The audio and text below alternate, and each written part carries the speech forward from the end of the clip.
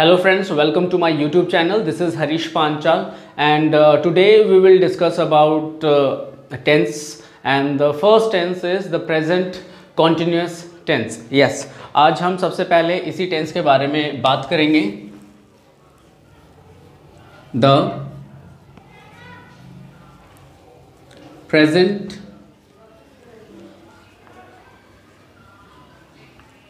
continuous tense. ठीक है. अच्छा भाई देखो, ये टेंस यूज क्यों किया जाता है. This tense is used in 4 situation. 4 situation में हम इस टेंस को यूज करते हैं. तो बारी बारी से एक बार इसकी सारी सिचुएशंस देख लेते हैं हम. जैसे फर्स्ट ऑफ ऑल नाउ. सबसे पहला जो सिचुएशन है वो है नाउ सिचुएशन. नाउ का मतलब क्या होता है. नाउ मीन्स अब. ठीक है. अभी इस टाइम पे जो कुछ भी हो रहा है उसको हम क्या करेंगे, हम इस टेंस में एक्सप्लेन करेंगे. जैसे for example I am writing now. I am writing now मतलब ये काम क्या हो रहा है, अभी हो रहा है. जैसे next example the fan is moving at the moment. The fan is moving at the moment. तो ये काम भी क्या हो रहा है, अभी इस समय ये काम हो रहा है. Now the next situation is you are watching a movie. Now you are watching a movie now. तो ये क्या है, ये आपकी फर्स्ट सिचुएशन है प्रेजेंट कॉन्टिन्यूस टेंस की. जो काम अभी चल रहा है at this moment of time उसको हम क्या करेंगे, प्रेजेंट कॉन्टिन्यूस में एक्सप्लेन करेंगे. इसमें हम एम इज आर के साथ प्रेजेंट पार्टिसिपल का इस्तेमाल करेंगे. This is known as first form plus ING. ठीक है. तो ये थी इसकी फर्स्ट सिचुएशन. सेकंड सिचुएशन क्या होती है, सेकंड सिचुएशन होती है इसकी लॉन्गर एक्शन. Longer action. अच्छा अब देखिए इसको समझते हैं. लॉन्गर एक्शन क्या होता है कि एक काम आजकल या फिर इन दिनों जब कभी भी आपको टाइम मिलता है आप वो काम करना शुरू कर देते हो, आप वो काम करते हो जनरली इन दिनों या फिर आजकल. इस चीज के लिए हम इसका इस्तेमाल करते हैं. जैसे जो काम आजकल आप कर रहे हो, जैसे for example she is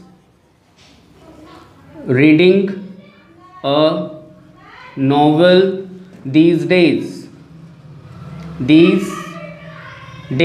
She is reading a novel these days मतलब आजकल वो एक नॉवल पढ़ रही है. बट जरूरी नहीं है कि at the time of speaking अभी भी वो काम हो रहा हो.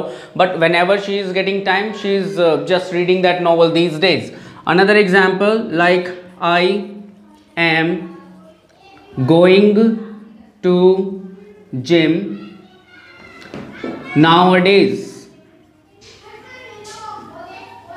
I am going to gym nowadays. आजकल मैं जिम जा रहा हूँ बट अभी तो नहीं जा रहा, अभी तो मैं क्लास ले रहा हूँ. लेकिन whenever I have time morning और in evening so I go to gym. काम क्या हो रहा है, कंटिन्यू चल रहा है. इन दिनों काम कंटिन्यू चल रहा है.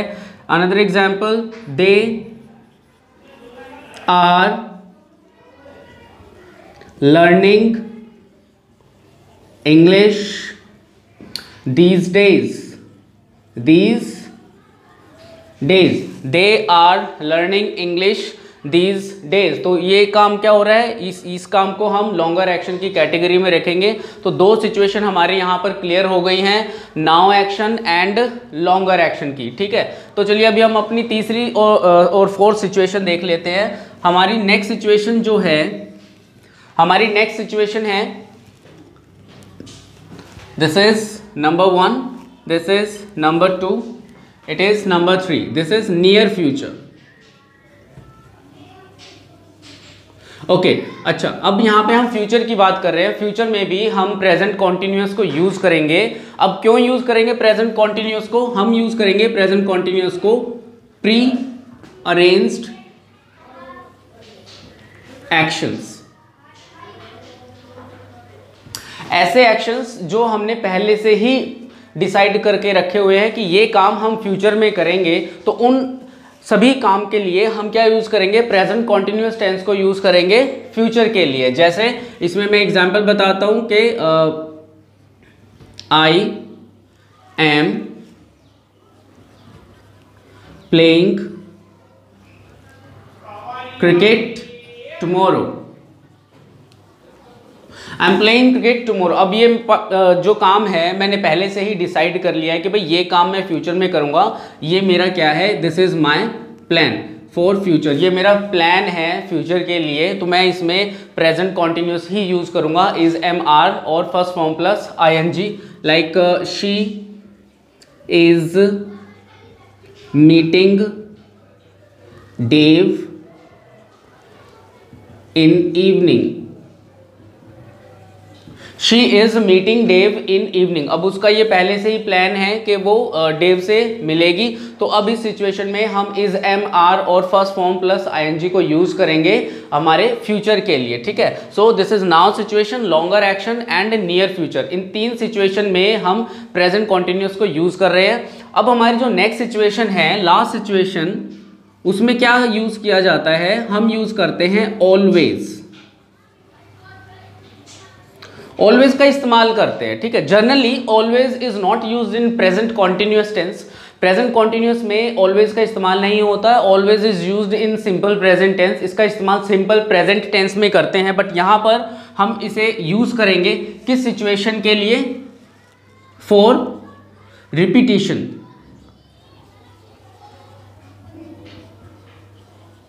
ऐसे एक्शंस जो बार बार रिपीट होते रहते हैं, बहुत ज़्यादा होते रहते हैं, उस सिचुएशन में हम ऑलवेज का इस्तेमाल करेंगे प्रेजेंट कॉन्टिन्यूअस में। जैसे for example, you are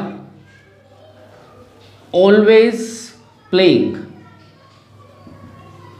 cards, you are always playing cards, आप हमेशा कार्ड्स खेलते रहते हो। It is always raining here, it is always raining here, यहां हमेशा बारिश होती रहती है। children are always playing, children are always playing, बच्चे हमेशा खेलते रहते हैं। तो इस तरीके से हम क्या करते हैं, प्रेजेंट कॉन्टिन्यूअस को यूज करते हैं। अच्छा, इसमें एक और बात, जब हम ट्रांसलेशन करते हैं, ठीक है, जैसे आप जनरली बोलते हो रहा, रहे, रही, बट हर सिचुएशन में, हर टेंस में आप रहा, रहे, रही को ट्रांसलेट नहीं कर सकते हो। आपको सिर्फ सिचुएशन देखनी है। देयर आर फोर सिचुएशंस जिसमें हम प्रेजेंट कॉन्टिन्यूअस टेंस को यूज करते हैं। हमारी फर्स्ट सिचुएशन है नाउ, मतलब अभी जो काम हो रहा है। सेकेंड सिचुएशन है हमारी लॉन्गर एक्शन। लॉन्गर एक्शन एक ऐसा काम जो इन दिनों या फिर आजकल आपकी लाइफ में आप काम कर रहे हो। And third situation is near future. Near future एक ऐसा काम जो पहले से ही प्री प्लान्ड है, पहले से ही प्री अरेंज है, जो काम आप फ्यूचर में करेंगे। इसमें हम इज एम आर और प्रेजेंट पार्टिसिपल का यूज करेंगे। And the fourth use is always. Always का इस्तेमाल हम क्यों करते हैं, ऑलवेज का इस्तेमाल हम करते हैं for repetition.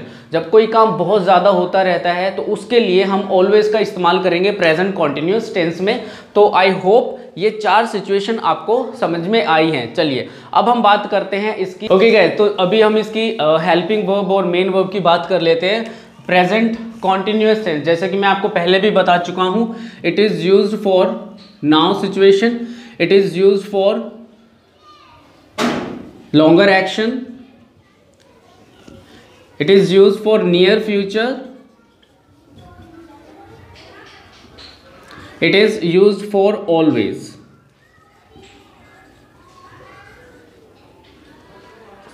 repetition,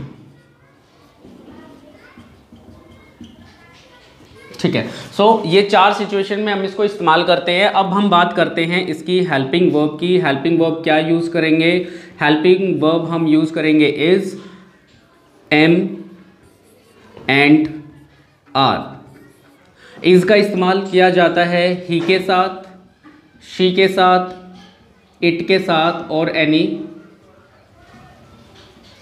singular noun के साथ। एम का इस्तेमाल आप आई के साथ करते हैं, आर का इस्तेमाल आप करेंगे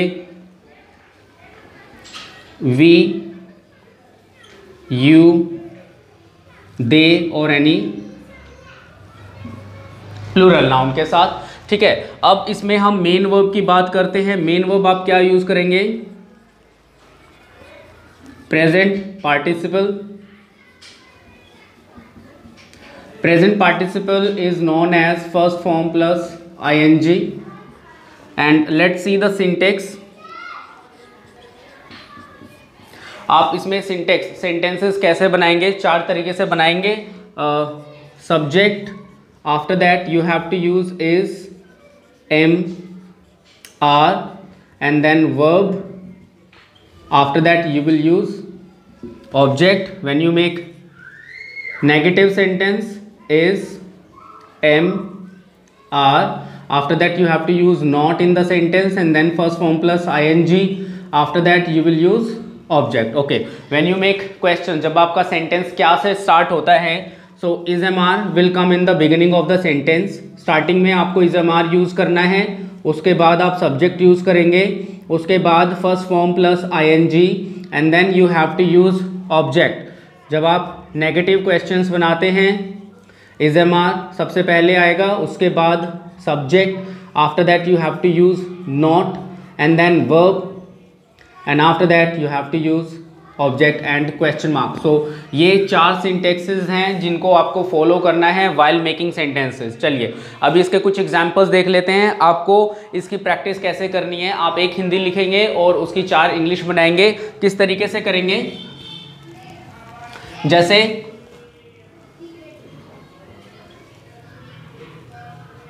फॉर एग्जाम्पल, वह कपड़े धो रहा है। ओके, अब ये मैंने ना हिंदी बताई आपको, जैसे रहा, रहे, रही, है, हो, हूँ आता है इस टेंस के अंदर, बट वो जरूरी नहीं है कि सभी सेंटेंसेस में आए। जैसे मैं कुर्सी पर बैठा हुआ हूँ, अभी सेंटेंस के अंदर रहा, रहे, रही नहीं आया है, तो आपको बस सिचुएशन देखनी है। ये आपकी 4 situation, now, longer action, near future, repetition with always, आपको बस इनको अपने माइंड में रखना है और आपको सेंटेंसेस बनाने हैं। तो चलिए अब एक बार इसकी ट्रांसलेशन करते हैं, इसको बनाते हैं। वह कपड़े धो रहा है, आप इसको कैसे बनाओगे? आप सबसे पहले ही का इस्तेमाल करेंगे, ही के साथ हम इज का इस्तेमाल करेंगे। ही इज क्या कर रहा है? धो रहा है। He is washing clothes. ठीक है, ही इज वॉशिंग क्लोथ्स। इस तरीके से हम इसका सेंटेंस बनाएंगे। नाउ इसमें जब आप नेगेटिव सेंटेंस बनाएंगे तो ही इज के साथ आप नोट का इस्तेमाल करेंगे एंड देन वॉशिंग, आपकी वर्ब आ गई है, उसके बाद क्लोथ्स। ठीक है, अच्छा, जब आप इसका क्वेश्चन बनाएंगे, क्वेश्चन होगा जैसे क्या वह कपड़े धो रहा है, लास्ट में क्वेश्चन मार्क आएगा। तो क्या वह कपड़े धो रहा है? अब इसको बनाते समय हमें क्या करना है? हमें इज एम आर स्टार्टिंग में लिखना है ताकि क्या बन जाए? Is he washing clothes and then question mark, is he washing clothes question mark. इसके बाद आप नेगेटिव सेंटेंस बनाते समय सबसे पहले इज ही, उसके बाद नॉट आ जाएगा और सेंटेंस में वर्ब का इस्तेमाल करेंगे and then object. So is he not washing clothes. So इसी तरीके से आप लोगों को प्रैक्टिस करनी है। You need to write 1 Hindi and 4 English. जैसे वह कपड़े धो रहा है, he is washing clothes, he is not washing clothes, is he washing clothes और is he not washing clothes. तो इस तरीके से आपको प्रैक्टिस करनी है। At least you need to make 15 sentences. Okay, आप इसमें 15 सेंटेंसेस बनाएंगे और उसके साथ आपको एक और प्रैक्टिस करनी है। वो कैसे प्रैक्टिस करनी है? जैसे भाई मेरी ड्राइंग ऐसे ही है तो प्लीज़ माइंड ना करें, आप बस समझ जाएं जो मैं समझाना चाहता हूं आपको। For example, this is a window. क्या है ये? This is a window. आपको इमेजिन करना है। देखिए, आप इंग्लिश बोलना चाहते हैं, इंग्लिश सीखना चाहते हैं, so imagination must be good. Imagination करना है आपको। Suppose this is a window of your room, आप अपने कमरे में हो और आपके कमरे में एक खिड़की लगी हुई है, and whatever you are noticing outside, जो कुछ भी उस खिड़की से बाहर आप नोटिस कर रहे हो, आपको क्या करना है, आपको प्रेजेंट कॉन्टिन्यूस टेंस को यूज़ करते हुए आपको सब कुछ एक्सप्लेन करना है। जैसे फॉर एग्जाम्पल मैं कुछ एक दो लाइन लिख के इसमें बता देता हूँ। पहले इसका क्वेश्चन आप ऐसे लिख लीजिए, व्हाट आर यू लुकिंग